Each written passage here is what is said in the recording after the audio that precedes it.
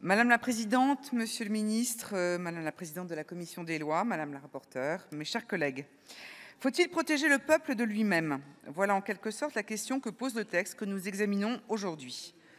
Nos collègues socialistes sont inquiets d'un hypothétique recours du Rassemblement national au référendum prévu à l'article 11 de notre Constitution en vue de modifier cette dernière. Cette procédure de l'article 11 est cependant considérée par l'écrasante majorité des spécialistes comme inapplicable à la modification de la Constitution. En effet, sa révision est encadrée par son titre 16 qui contient l'unique article 89.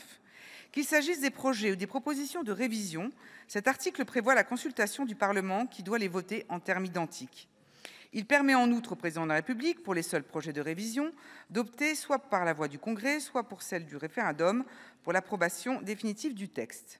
Au-delà du consensus doctrinal, force est de rappeler que le général de Gaulle a fait usage par 2 fois de l'article 11 pour modifier ou tenter de modifier la Constitution.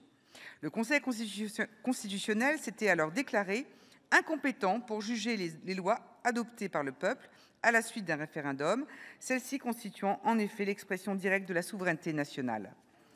Alors que les mouvements populistes remportent des victoires dans de nombreux pays, y compris en Europe, nous comprenons l'inquiétude du groupe socialiste. Dans un scénario dystopique, les Français pourraient adopter par référendum une révision de la Constitution de nature à faire basculer la France dans un régime illibéral et autoritaire. Les sénateurs socialistes nous proposent d'inscrire explicitement dans la Constitution que la seule procédure de révision possible est celle de l'article 89, requérant un examen par le Parlement. Nous comprenons leur raisonnement, mais nous pensons que la réponse avancée n'est pas la bonne. Tout d'abord parce que la solution proposée est inopérante. Même adoptée, elle n'empêcherait pas un président de la République de soumettre au référendum un projet de loi modifiant la Constitution, comme le fit jadis le général de Gaulle. Le Conseil constitutionnel ne pourrait pas davantage s'y opposer qu'en 1962. Au-delà de son efficacité, il nous semble que cette proposition de loi pose une difficulté de philosophie politique. En démocratie, faut-il craindre le peuple?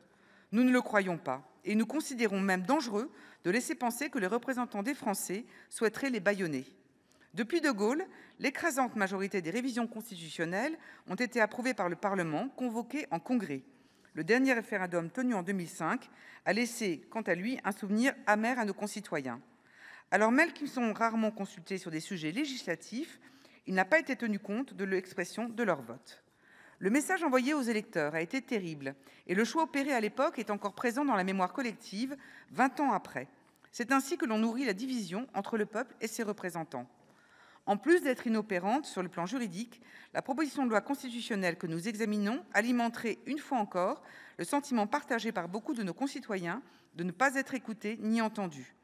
Ni les institutions, ni leurs représentants n'ont besoin de davantage de défiance. Enfin, si cette proposition de loi constitutionnelle devait être adoptée par le Parlement, elle ne pourrait être approuvée que par un référendum.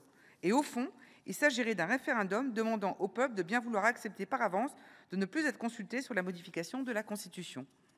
Pour sortir de cette impasse ubuesque, certains imaginent un hypothétique dépôt par le gouvernement d'un projet de loi constitutionnel pouvant in fine être adopté par le Congrès, évitant ainsi le référendum.